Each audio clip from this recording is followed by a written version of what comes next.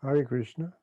Anchakalpa tribhyascha kripa sindhubhye cha patitanam pavanebhyo vaishnavebhyo namo namaha. So welcome to our continuing reading of Krishna, the Supreme Personality of Godhead. Prabhupada's summary study of the 10th canto of Srimad Bhagavatam. We're up to chapter 23 today. The chapter is titled here, Delivering the Wives of the Brahmanas Who Performed Sacrifices. This is the third of three groups of women who were involved with Krishna. And so first it was the unmarried gopis, and then the married gopis. That way, or the other way around? The married gopis, yeah. First the married gopis, then the unmarried gopis, and now the wives of Brahmanas. All three of them having blessings of Krishna, their different ways. So in the introduction to this book, Prabhupada has put this Lord Chaitanya's way of chanting the Hare Krishna Maha Mantra sometimes. It goes like this.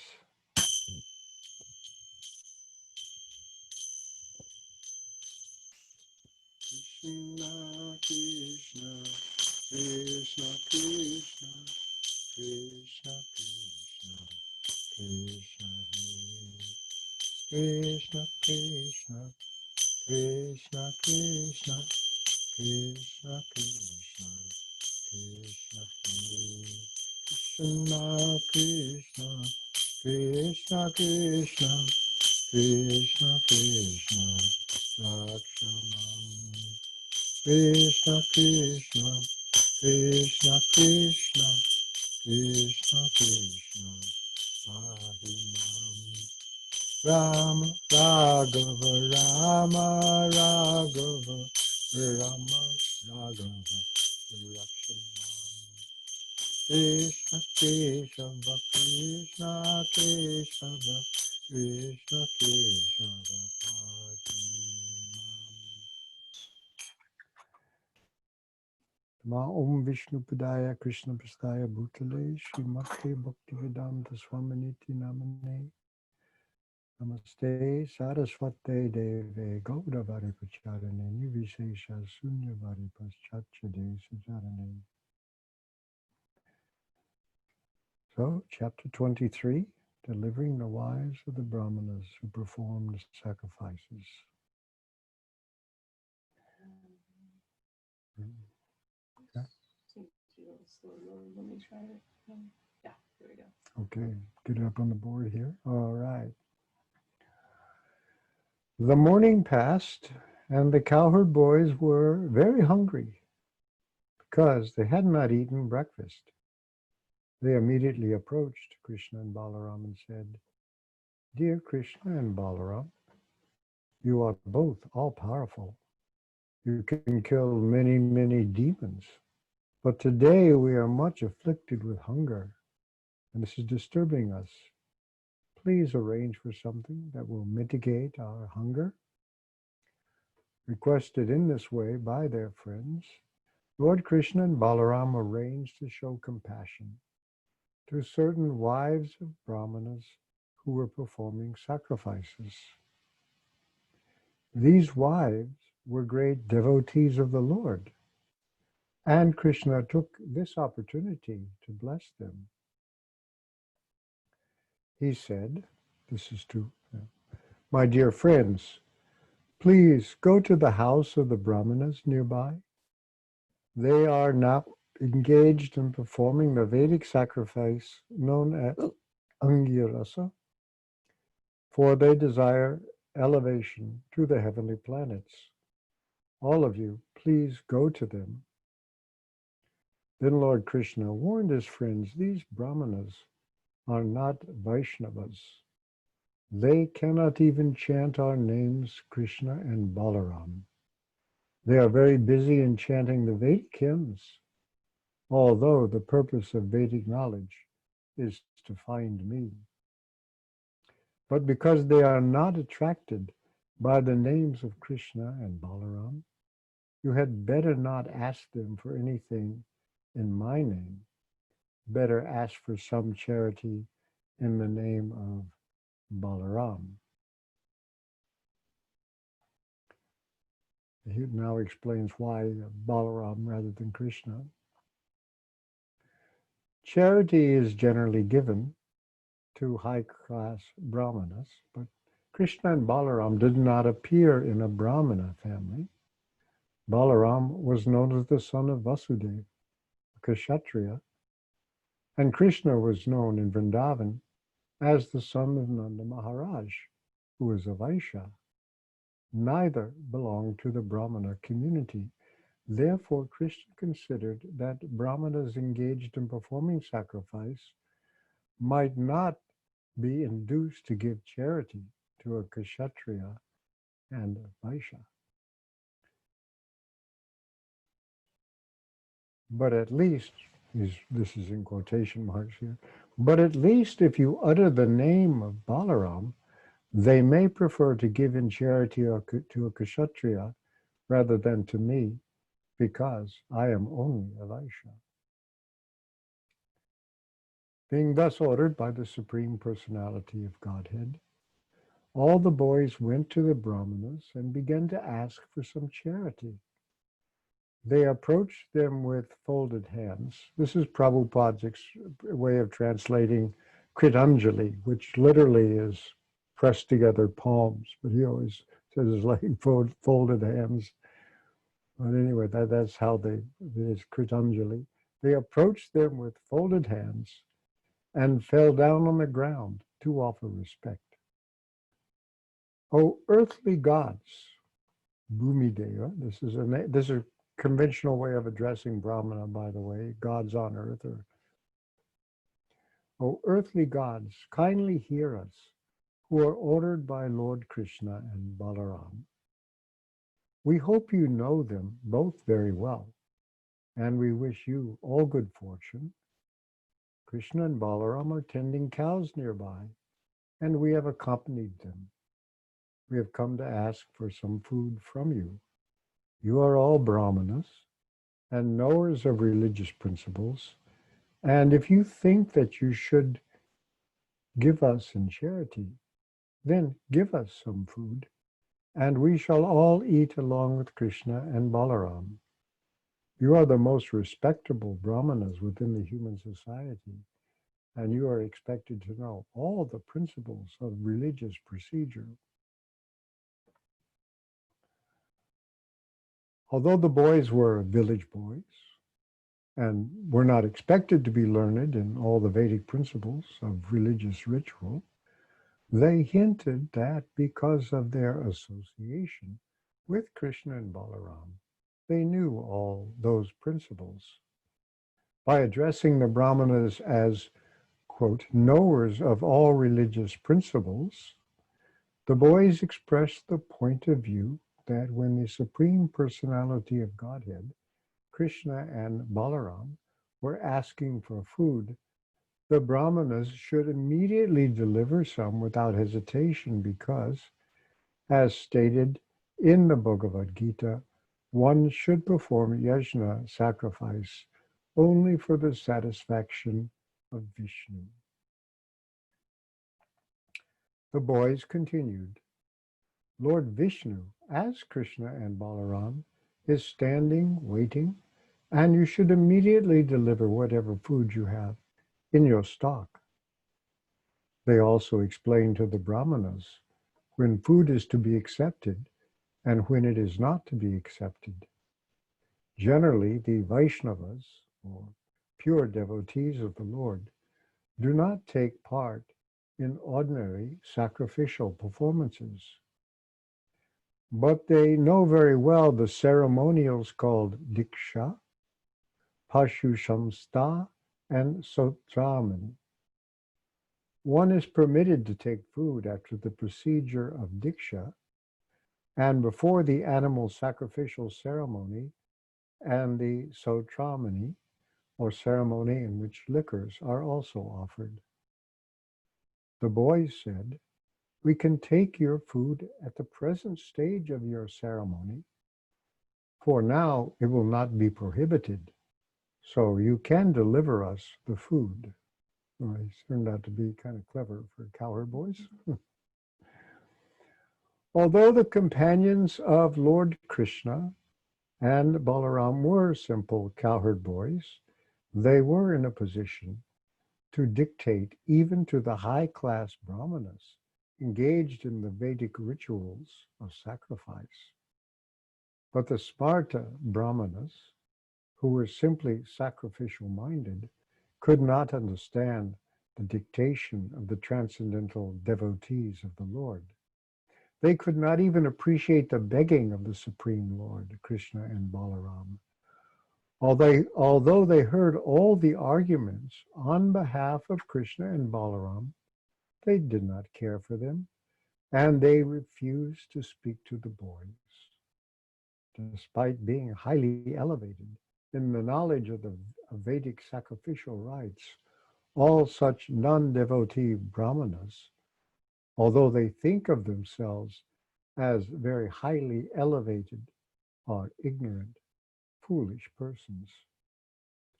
All their activities are childish because they do not know the purpose of the Vedas as it is explained in the Bhagavad Gita, to understand Krishna. In spite of their advancement in Vedic knowledge and rituals, they do not understand Krishna.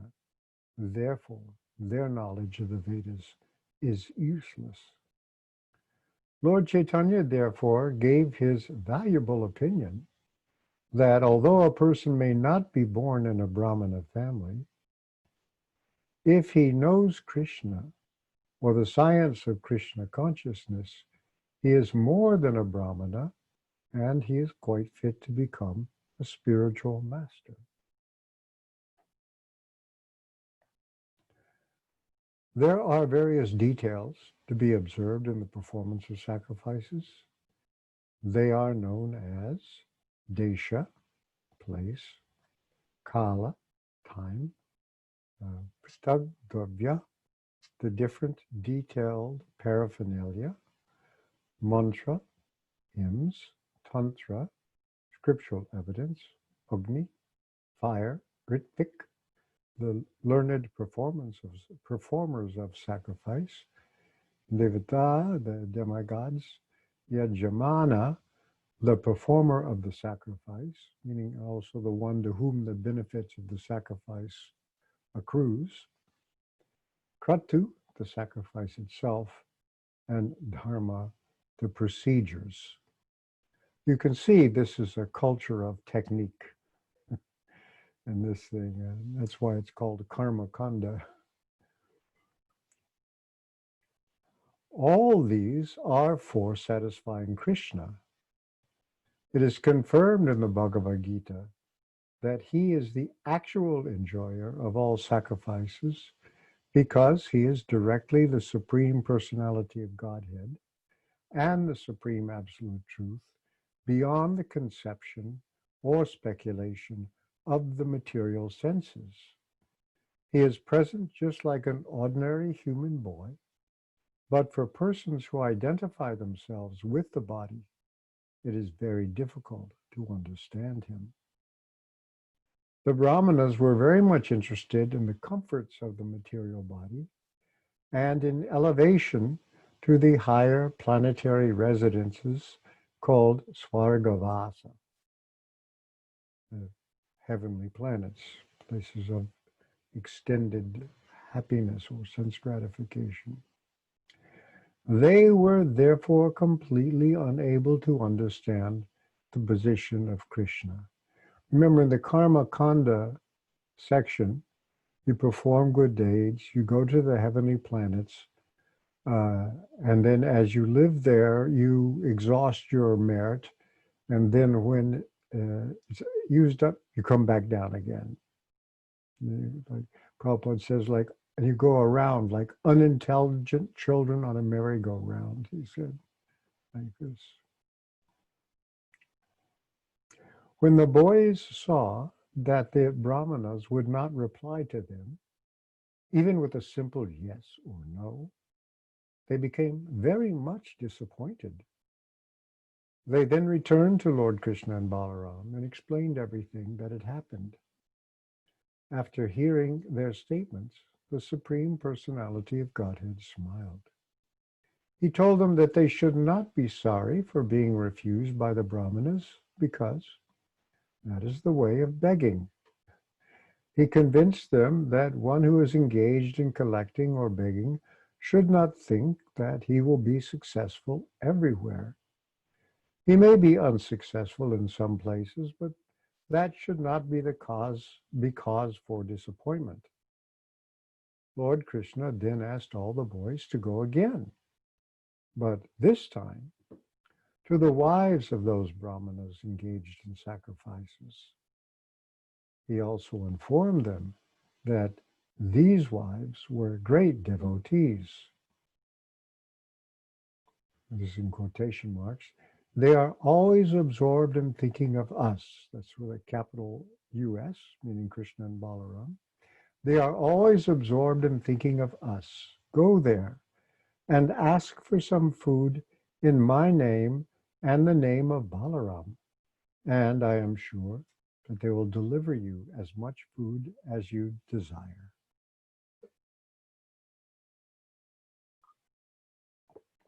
Carrying out Krishna's order, the boys immediately went to the wives of the Brahmanas. They found the wives sitting inside the Brahmana's house. The Brahmanas are outside performing sacrifice, but inside the wives are there. They, the wives, were very beautifully decorated with ornaments. After offering them all respectful obeisances, the boys said, "Dear mothers, please accept our humble obeisances and hear our statement. May we inform you that Lord Krishna and Balaram are nearby. They have come here with the cows, and you may know also that we have come here under their instructions. All of us are very hungry. Therefore, we've come to you for some food. Please give us something to eat for Krishna, Balaram, and ourselves." Immediately upon hearing this, the wives of the Brahmanas became anxious for Krishna and Balaram.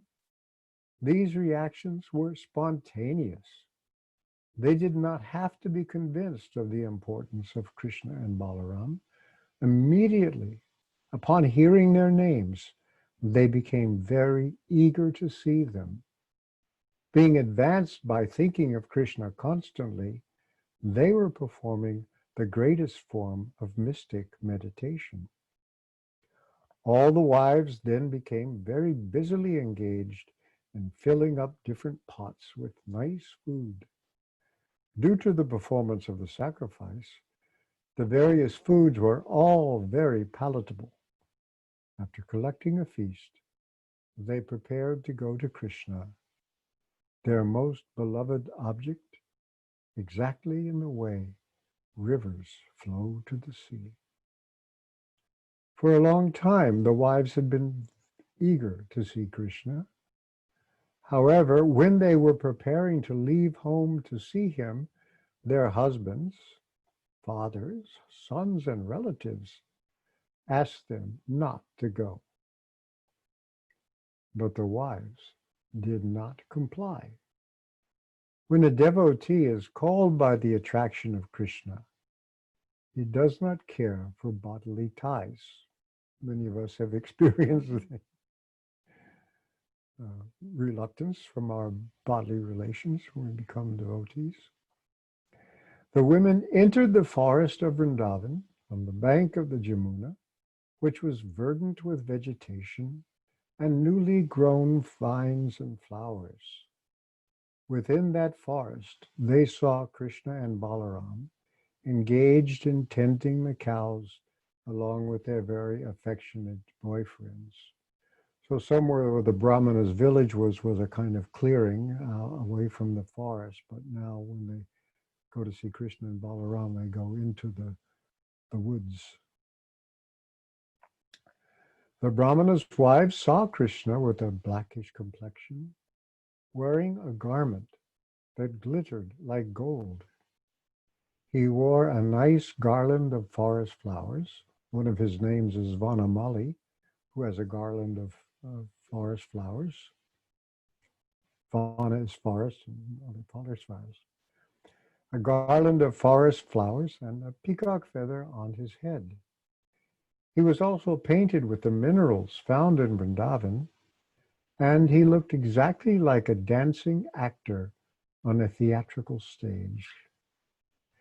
They saw him resting one hand on the shoulder of his friend, and in his other hand he was holding a lotus flower. His ears were decorated with lilies. He wore marks of tilak, and he was smiling charmingly. With their very eyes, the wives of the Brahmanas saw the Supreme Personality of Godhead, of whom they had heard so much, who was so dear to them, and in whom their minds were always absorbed. Now they saw him eye to eye and face to face, and Krishna entered within their hearts through their eyes. Within themselves, they began to embrace Krishna to their heart's content. This is not just being metaphorical. He entered, because he's already there, actually.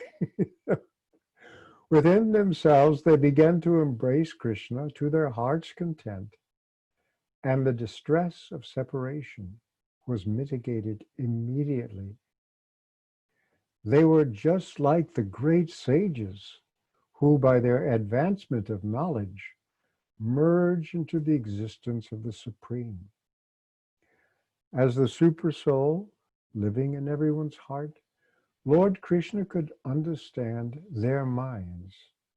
They had come to him despite of all the protests of their relatives, fathers, husbands, and brothers, and despite all the duties of household affairs.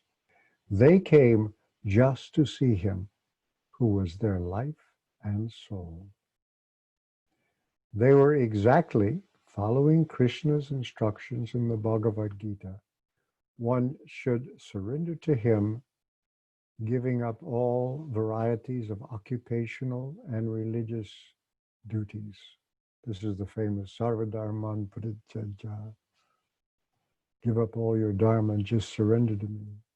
And if you think there may be some sin, aham tvam sarva, I will protect you, should you, transgress somewhere in doing that. He therefore began to speak to them, smiling very magnificently. It should be noted in this connection that when Krishna entered the wives' hearts, and when they embraced him and felt the transcendental bliss of being merged with him, the Supreme Lord Krishna did not lose his identity, nor did the individual wives lose theirs.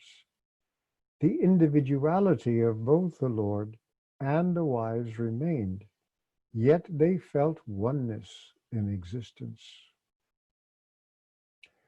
When a lover submits to his lover without any pinch of personal consideration, that is called oneness.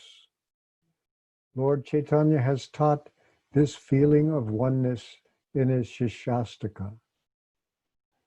Krishna may act freely, doing whatever he likes, but the devotee should always be in oneness and agreement or in agreement with his desires. That oneness was exhibited by the wives of the Brahmanas in their love for Krishna. You know this verse, Aslishyava pararatam vinastumam madarshanan marmahatam gurutava yata jatata vidatta lampato matprananata tusarivanapada. Krishna welcomed them with the following words. My dear wives of the Brahmanas, you are all very fortunate and are welcome here. Please let me know what I can do for you. You are coming here to see me, neglecting all the restrictions and hindrances of relatives, fathers, brothers, and husbands is completely befitting. One who does this actually knows his self-interest, because rendering transcendental loving service unto me without motive or restriction is actually auspicious for the living entities. Lord Krishna here confirms that the conditioned soul can reach the highest perfectional stage by surrendering to him. One must give up all other responsibilities. This complete surrender unto the Supreme Personality of Godhead is the most auspicious path for the conditioned soul, because the Supreme Lord is the supreme objective of love. Everyone is loving his self according to the advancement of his knowledge. Ultimately, when a person comes to understand that his self is the spirit soul, and that the spirit soul is nothing but part and parcel of the Supreme Lord, he recognizes the Supreme Lord as the ultimate goal of love and then surrenders unto him. This surrender is considered auspicious for the conditioned soul. Our life, property, home, wife, children, house, country, society, and all paraphernalia, which are very dear to us, are expansions of the Supreme Personality of Godhead. He is the central object of love because he gives us all bliss, expanding himself in so many ways according to our different situations, namely bodily, mental, or spiritual. My dear wives of the Brahmanas, Krishna said, you can now return to your homes, engage yourself in sacrificial activities, and in the service of your husbands and householder affairs, so that your husbands will be pleased with you, and the sacrifice which they have begun will be properly executed. After all, your husbands are householders, and without your help, how can they execute their prescribed duties? The wives of the Brahmanas replied, Dear Lord, this sort of instruction does not befit you. Your eternal promise is that you will always protect your devotees, and now you must fulfill this promise. Anyone who comes and surrenders unto you never goes back to the conditioned life of material existence. We expect that you will now fulfill your promise. We have surrendered unto your lotus feet, which are covered by tulsi leaves, and so we have no desire to give up the shelter of your lotus feet and return to the company of our so-called relatives, friends in society. And what shall we do if we return home? Our husbands, brothers, fathers, sons, mothers, and friends will no longer accept us at home because we have already left them all. Therefore, we have no shelter to return to. Please, therefore, do not ask us to return home, but arrange for our stay under your lotus feet, so that we can eternally live under your protection. The Supreme Personality of Godhead replied, "My dear wives of the Brahmanas, rest assured that your husbands will not neglect you on your return, nor will your brothers, sons, or fathers refuse to accept you. Because you are my pure devotees, not only your relatives, but also people in general, as well as the demigods, will be satisfied with you." Krishna is situated as the supersoul in everyone's heart. So someone who becomes a pure devotee of Lord Krishna immediately becomes pleasing to everyone. The pure devotee of Lord Krishna is never inimical to anyone, nor can any sane person be an enemy of a pure devotee. This quotation marks, transcendental love for me does not depend upon bodily connection, Krishna said further, but anyone whose mind is always absorbed in me will surely, very soon, come to me for my eternal association. After being instructed by the Supreme Personality of Godhead, all the wives returned home to their respective husbands. Pleased to see their wives back home, the Brahmanas sat together with them and executed the performances of sacrifices as enjoined in the Shastras. According to Vedic principles, religious rituals must be executed by the husband and wife together. When the Brahmanas' wives returned, the sacrifice was duly and nicely executed. One of the Brahmanas' wives, however, who had been forcibly checked from going to see Krishna, began to remember him as she heard of his bodily features. Being completely absorbed in his thought, she gave up her material body, conditioned by the laws of nature. After the departure of the Brahmanas' wives, Sri Govinda and his cowherd boyfriends enjoyed the food they had offered. In this way, the ever-joyful Personality of Godhead exhibited his transcendental pastimes in the guise of an ordinary human being in order to attract the common people to Krishna consciousness. With his words and beauty, he attracted all the cows, cowherd boys, and damsels in Vrindavan. All of them together enjoyed the pastimes of the Lord. After the return of their wives from Krishna, the Brahmanas engaged in the performance of sacrifice began to regret their sinful activity in refusing food to the Supreme Personality of Godhead. They could finally understand their mistake. Engaged in the performance of Vedic rituals, they had neglected the Supreme Personality of Godhead, who had appeared just like an ordinary human being and asked for some food.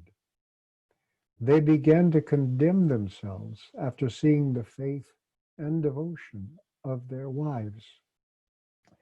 They regretted very much that although their wives were elevated to the platform of pure devotional service, they themselves could not understand even a little bit of how to love and offer transcendental loving service to the Supreme Soul. They began to talk among themselves.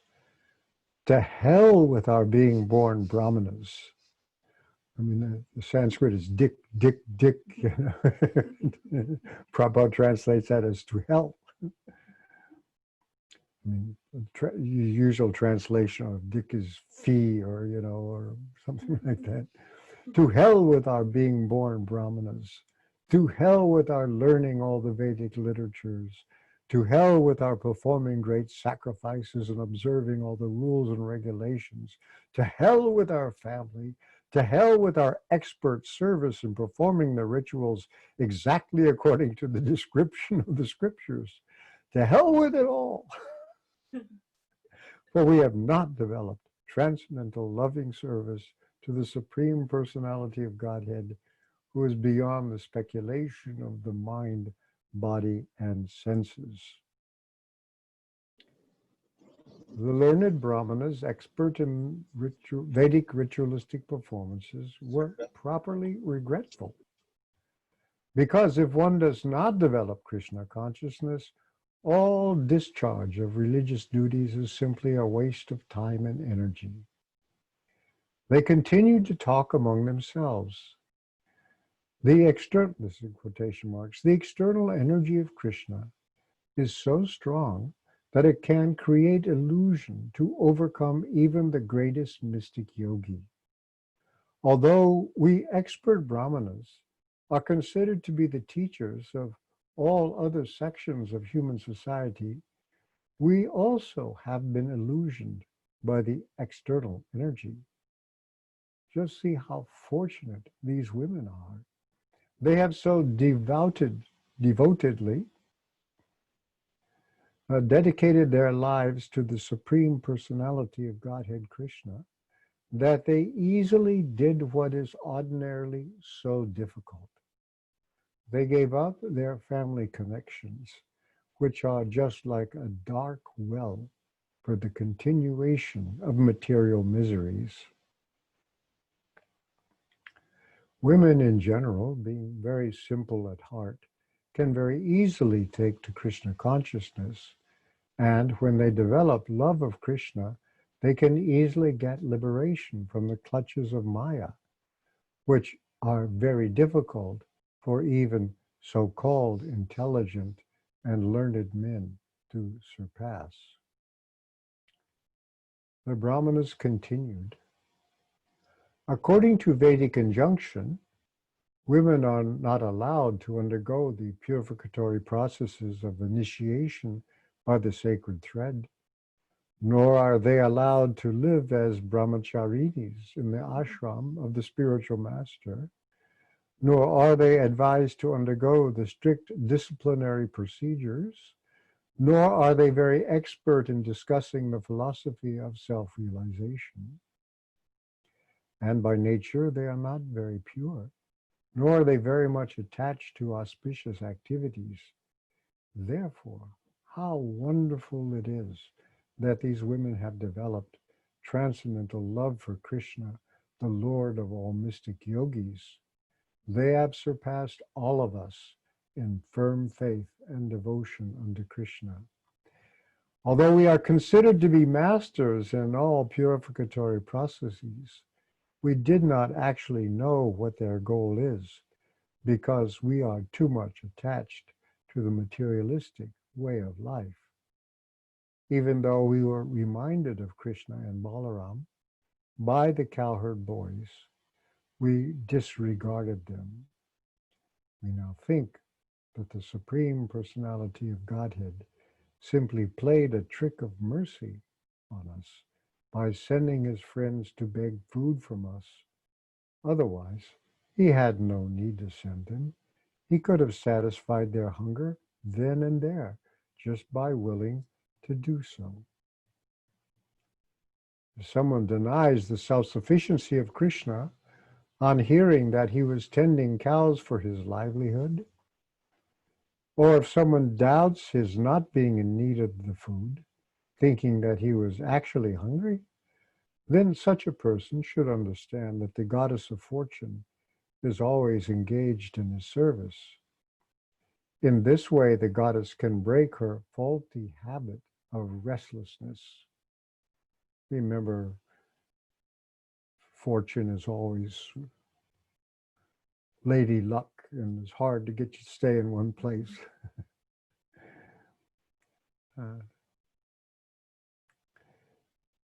In Vedic literatures like the Brahma Samhita, it is stated that Krishna is served in his abode by a great respect, not only by one goddess of fortune, but many thousands.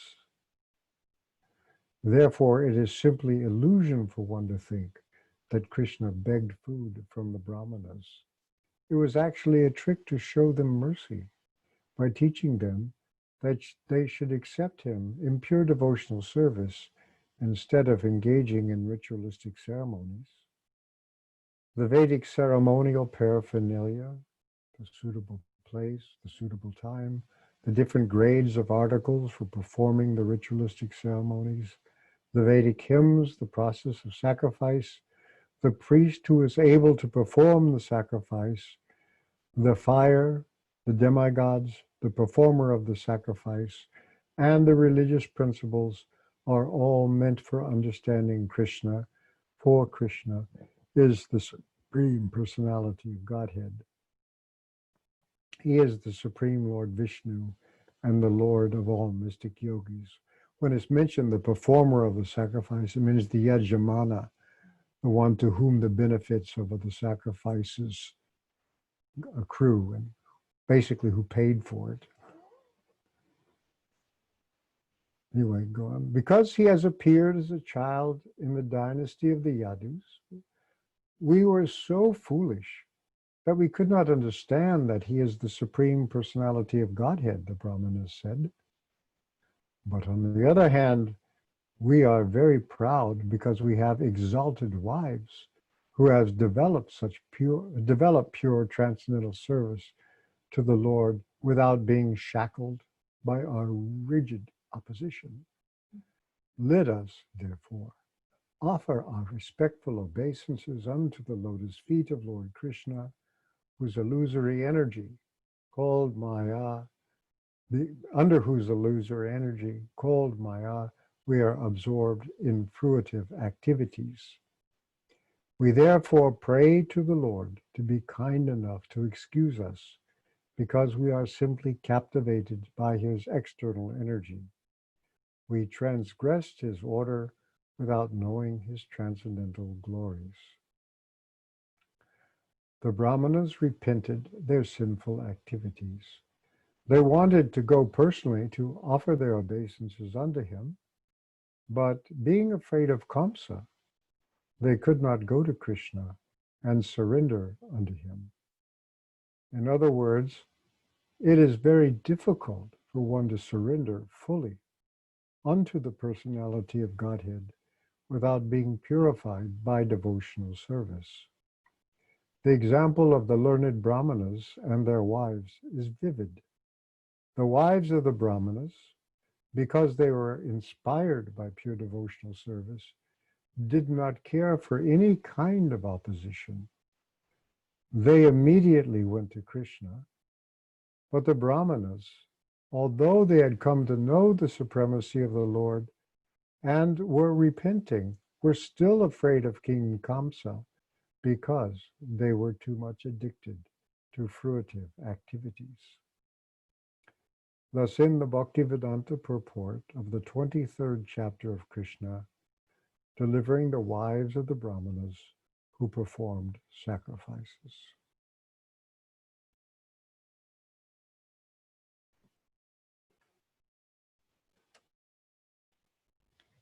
Thank you very, very much for that reading. I think it's one of my favorite stories in Krishna book for multiple reasons, but just such a prime example of that reminder of what's actually important, and how even in our devotional activities we can get a little wrapped up in the technicalities of this or that, and remembering what's actually important. At this time, if anybody has any comments or questions or just reflections, anything they liked about the story, anything that was kind of interesting that struck them, go ahead. You can either use the raise hand feature on Zoom. You can type a little comment into the chat box that says you'd like to share something. Or if you're on Facebook, you are welcome to enter a comment into the comment section there. I know a few of you are on Facebook as well. So let's open up the floor. Also, it's especially, I don't know why it's especially nice to read on Radhasami. I don't know quite why, but I feel like it is. It's interesting how this is like, a very transgressive thing right here. Mm-hmm. And the next chapter, which is worshiping Govardhan Hill, is another kind of transgressive Transgression. of standard Yeah, the Krishna telling Hindu. his father, like, don't, Worship this hill instead of don't worship the Indra Yajna. Don't worry about Indra, who's then Yeah. going to retaliate. So, There's a lot of role reversals and transgressions uh, throughout the Bhagavatam, actually. Anybody want to share something? Hare Krishna. I had Jai Gurudev, thank you very much for reading to us. A couple of things always occur to me when I hear this pastime. One is that I very much appreciate that the Brahmins in Vrindavan, even in Krishna's presence, were not afraid to use strong language when it was called for. Yeah. And the other thing is that I always find funny is that when Krishna first advises his friends to go and ask the Brahmins for charity, he says to not use my name. And that's the first thing the boys do when they go in. That's right. So, Krishna sent us, Krishna. But They couldn't help themselves, is my understanding. Yeah. But the thing that always really hits me is the scene when the wives of the Brahmins get themselves out into the forest, and that mental image of them seeing Krishna and that they've been meditating on for so long, and then Krishna enters into their hearts, and yeah, really, it's so beautiful and intense. Mm-hmm. Thank you for that. Thank you. Somehow it's really nice to just keep talking about these stories, and just the little reflections and this and that. It really goes deeper into the story. So thank you for that. Anybody else? Hare Krishna, Gurudev. May I ask a question? Sure. I had a discussion with some friends recently, and one friend said that it just didn't strike well with me, but he said Vivek, or discrimination, is a part of bhakti. For me, it just sounded like too much, it's not jnana karmadhyana vritam, like maybe it's jnana, it's mixed. And I cited the story that we're reading now, that with the wives of the Brahmanas, it's almost as if they give up almost everything. And pure bhakti doesn't have, doesn't have Vivek also. But I also know a lot of stories where Prabhupada had said, don't give up your intelligence, or, at the risk of maybe cult-like things happening. Mm-hmm. How would you balance that? Where is there a place where Vivek ends, where something like that discrimination stops in our path of bhakti? If it's on a higher level that's gone, or is it always retained? I mean, buddhi, is the faculty of, determines whole mindsets. Buddhi is translated as intelligence, but it's really the agent of the correct placement of faith. And once buddhi has been educated, because almost practically a synonym for bhakti yoga is buddhi yoga. And Krishna says, Dadami buddhi yogam tam yenamam, I give them the buddhi yoga by which they can come to me, dwelling in their hearts. So by performing, at first just the regular principles of Krishna consciousness under the order of the spiritual master, that buddhi becomes very strong. And then you get actual realized knowledge. When Prabhupada says realized knowledge, it means experienced knowledge, and one becomes directed by Krishna, and that way you know what to do or not to do. But that's as far as I'm concerned, that is intelligence. That's by which we surrender. Is that the direction?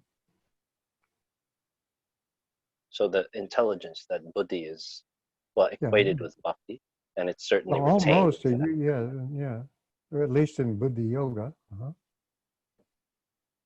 Also, if you want to Thank you. forget, he also gives you the intelligence so he can. So if Yeah. that's also it comes from Krishna. Yeah. Matas Yeah. mithya Thank you. jnanam apohanam cha, pohanam, that's shoving Yeah. aside. That also comes from me. If you want to, Prabhupada says it, if you want to forget Krishna, he gives you all intelligence to forget him. So,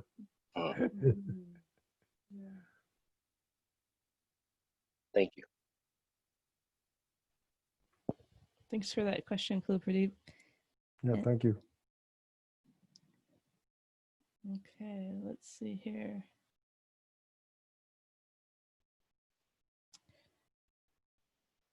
Tosi Priya says, I'm wondering if it never disappears, but that if one's love becomes strong enough and the intelligence is purified, then the intelligence merges with the prema and there's no distinction. Is that what Gurudev is saying?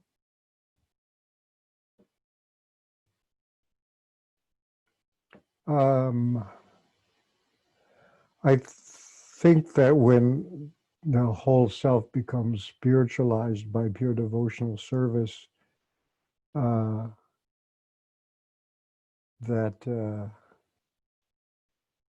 just becomes you just become you just become completely controlled by Krishna, or your love for Krishna, and that's when it reaches the point of spontaneous, natural thing, then it's a different order altogether.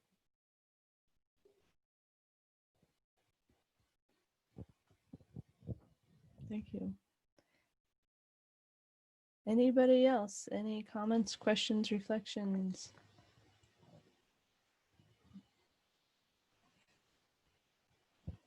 Okay. All right, now we'll come to chapter 24, worshiping Govardhan Hill, next week. Yes, Kanta Bhakti says, thank you, Gurudev. You're welcome. Thank you. Thank you all very much. much. Nice to be able to read these out loud. It's isn't really it? good. Makes you It's pay really good. attention. It's really good to hear them out loud with a group of people. It's really nice. Yeah. So, Thank you all. so it's Radhastami today. And I guess the next event is Bhagavatam class next Sunday, 3:00 Eastern time. And then Krishna book again next Tuesday. We'll just carry on as long as we can. Okay. Yeah. It's been a good Radhastami. Yeah. And Shivananda Sena Prabhu says, thank you, Prabhu. Hare Krishna. So nice to read with you all. Yeah, Shivananda Sena Prabhu, I'm glad that you were able to join. I know you're far, far away, down under. So thank you for joining us. And Kristen says, thank you, Haribol. I have to just say one thing. I know probably people have to go to other programs, but a very happy occasion occurred today. And I'm mentioning because Kristen just said, thank you, Haribol. But Kristen and Trivakam Prabhu brought, there's a whole story behind it, but we have a new set of Balaram and Jagannath deities here. Well, Balaram and Jagannath, but not Subhadra. Not Subhadra, but it's the same style of Balaram deity that Ravindra Svarupa has had for many decades. And through a chain of circumstances, they were found at an estate sale in Massachusetts, and Trivakram and Kristen were so kind to really get in there and rescue the deities, and they drove them all the way here, and they arrived today. So really a nice Radhastami. Yeah, they're on our altar now. Yeah. You'll see a picture of them sometime. Yeah, it's really nice. So thank you all for joining us, and thank you to Krishna and Trivakam Prabhu. Honestly, that was so nice. Thank you all again for coming, joining in. Hare Krishna. Hare Krishna.